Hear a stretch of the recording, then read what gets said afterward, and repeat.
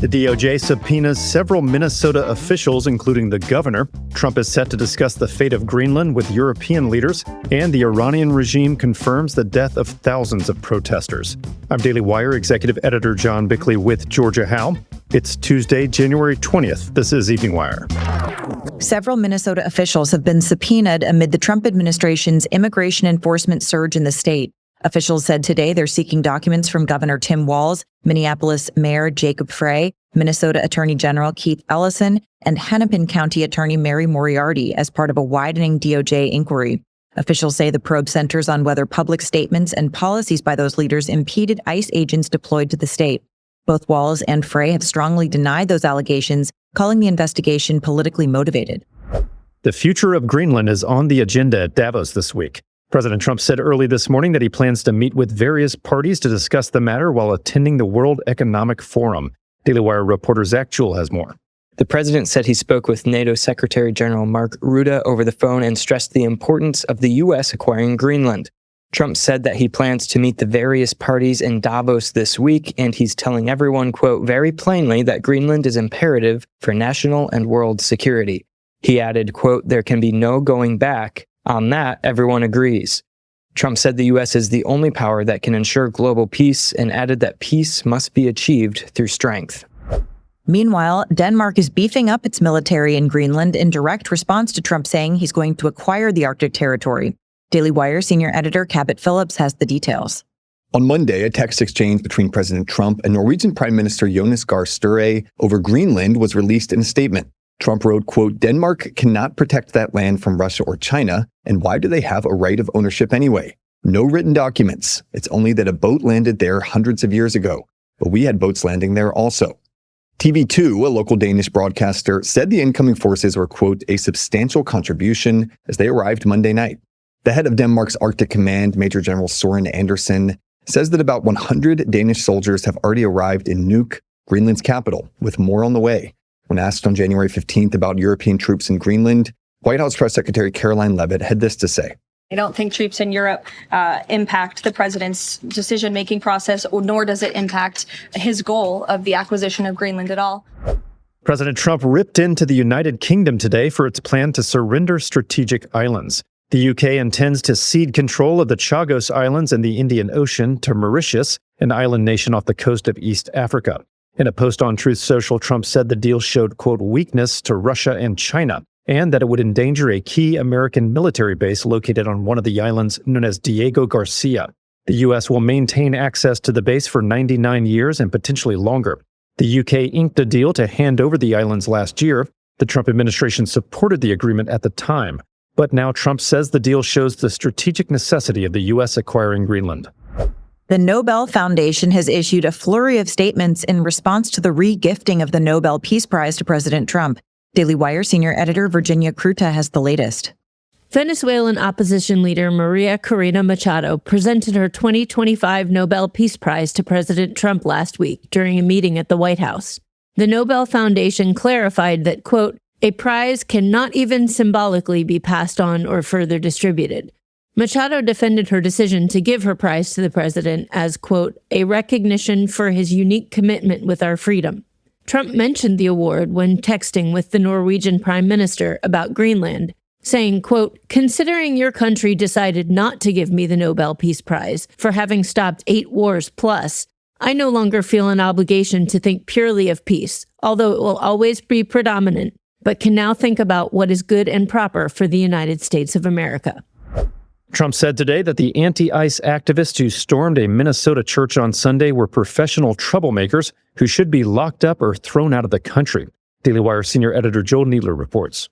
The president's comments come as his Justice Department has pledged to bring charges against the agitators who entered City's church in St. Paul and recited chants like Justice for Renee Good, Hands Up, Don't Shoot, and ICE out of Minnesota.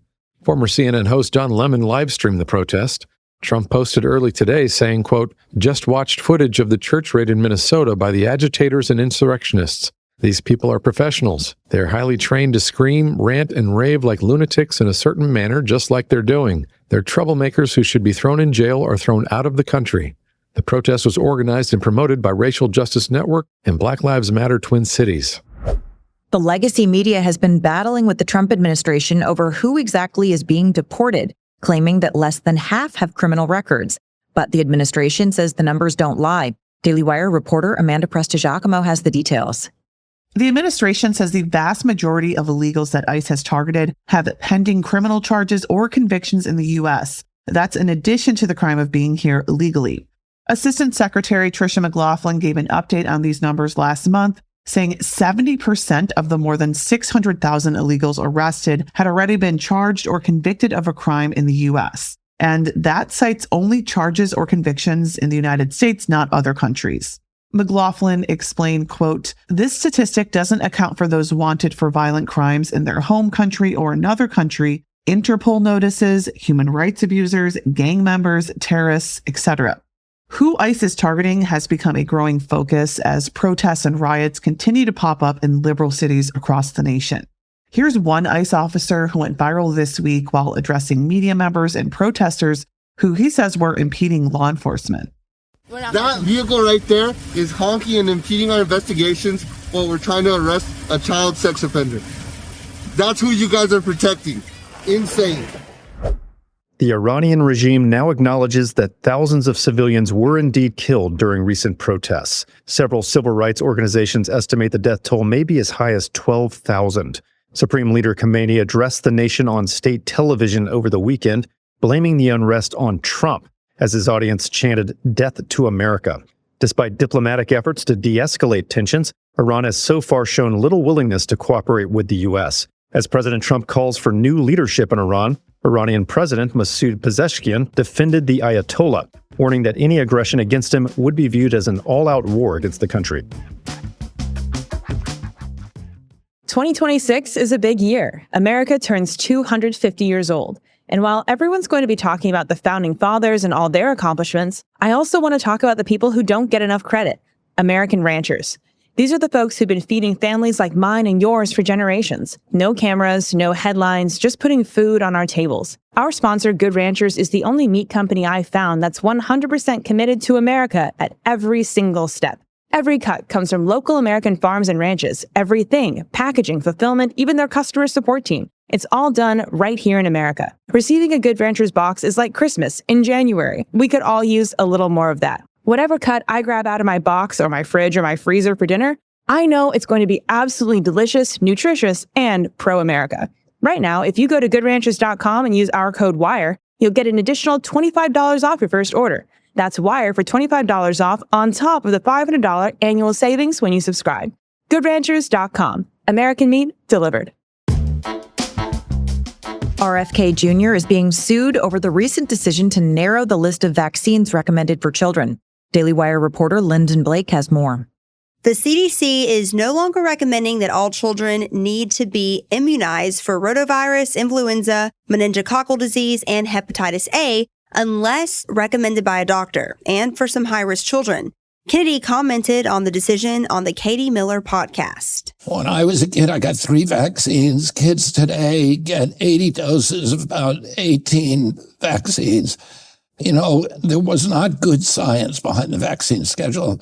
None of the vaccines on the schedule, with the exception of the COVID vaccine, none of them had ever been safety tested in a placebo-controlled trial. Now the American Academy of Pediatrics and other organizations are suing HHS leadership, including Kennedy, over recent appointments to the Advisory Committee on Immunization Practices. They say the new policy endangers families and burdens the healthcare system. They accuse Kennedy of, quote, inappropriately influencing the Vaccine Advisory Committee by packing it with unqualified experts who hold anti-vaccine views.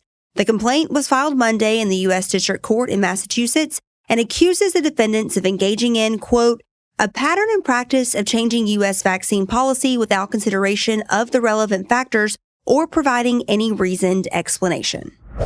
New polling shows that women are more likely than men to support political assassinations. Daily Wire culture reporter Megan Basham has more on the findings. So-called assassination culture seems to be growing more acceptable in the United States.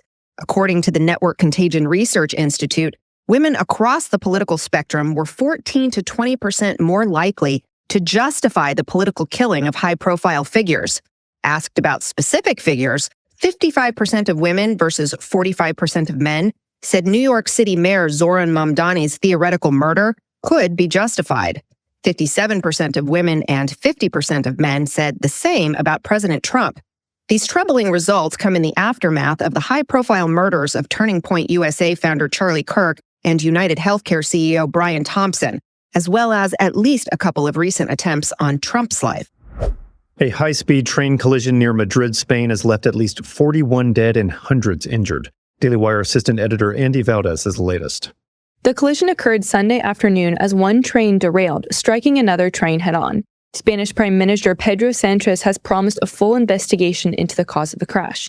Investigators have already ruled out excessive speed or other human error, saying the crash most likely was caused by mechanical or infrastructure failure. Spanish Transport Minister Oscar Puente called the crash extremely unusual, given that it occurred on a straightaway section of track that had undergone refurbishment less than 1 year prior. Spain's Union of Railway Drivers warned the government about track problems due to increased traffic last year, including on the line where the crash occurred. And if you're in the American Southeast, double-check the weather for your weekend plans. Weather models are predicting a snowpocalypse, as a dramatic winter weather system will cover hundreds of miles across the South and Northeast. Snow and ice are expected to coat the South less than a week after rare snowfall peppered spots of Florida and Georgia. The system is expected to tilt slowly down into the Gulf Coast of Texas and stretch up into the Northeast. Wintry conditions on Saturday night could stretch from Houston up to New York City. Of course, it's all still early, so we'll circle back on this later in the week.